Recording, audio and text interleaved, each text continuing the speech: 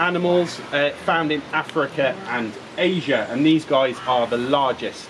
Classed as vulnerable to extinction in the wild, threatened with things like deforestation, also taken for the pet trade. So, I will give him his last chick and then exit.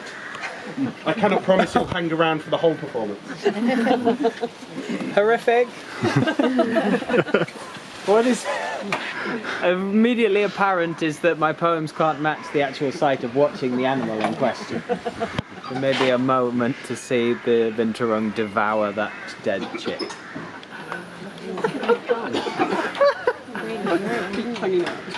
Perhaps more famed is called Cassandra, which is a very special name for a binturong. Am I right?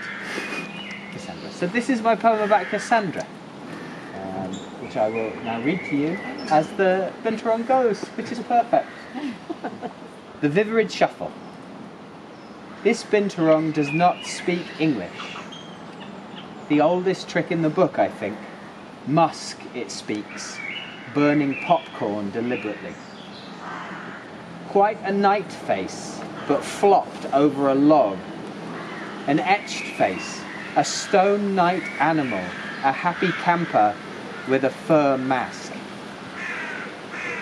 Nothing is personal for the Shaldon binturong except perhaps the knowledge it is yards from a cliff and the coastal trail to Torquay and the hills between it and there full of insects, berries and forgotten non-zoo animal skeletons.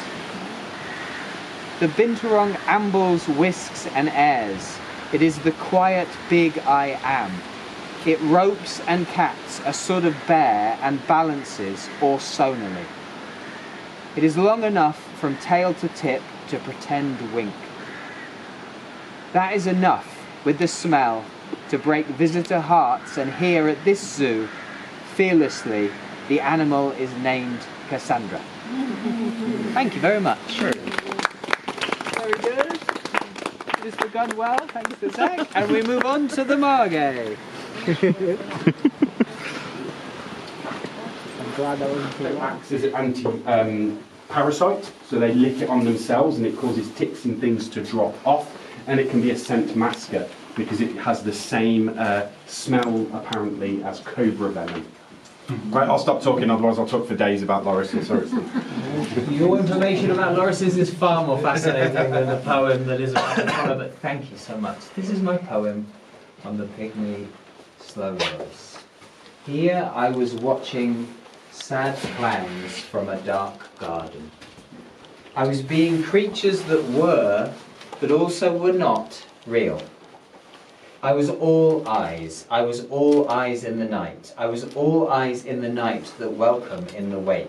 I was all ears in the jungle. I was a gire, the wrath of lizards. I was a fuzzy burning shore. I was a god of fur. I was slow.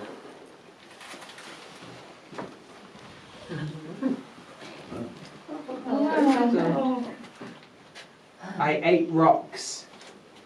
Innocently. I built mountains of tiny skeletons and listened to cassettes from the depths.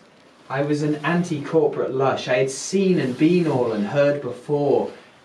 I was the ocular art of finding night animals in the glass. I had booties of steel and gum logs and tiny cannons. I was a jumpless pygmy. I was a careful motion as a weird form of defiance. I was the relative ability of elongating limbs. I was melting up while staying solid.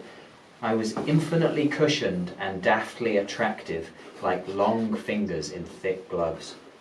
All this I was, and then I looked down upon the tropical floor and saw stupid people saying I was cute, staring at me from below. My poison leaked from their mouths like water, and anaphylaxis spread like a knife. Buy my postcard, I whispered, or face the consequences. Thank you very much. Postcards are available. If you are interested, we'll be doing a rush job on those after this evening. That is the end of the event. It was so nice to meet you all. Thank you for coming. We're doing another one in September with different poets, different animals. Please come in September for the other event. And thank you so much for coming, and thank you so much, Zak and Joe, and all the poets who read tonight. It was a wonderful. Thank you very much for all of this. It's been incredible. Thank you.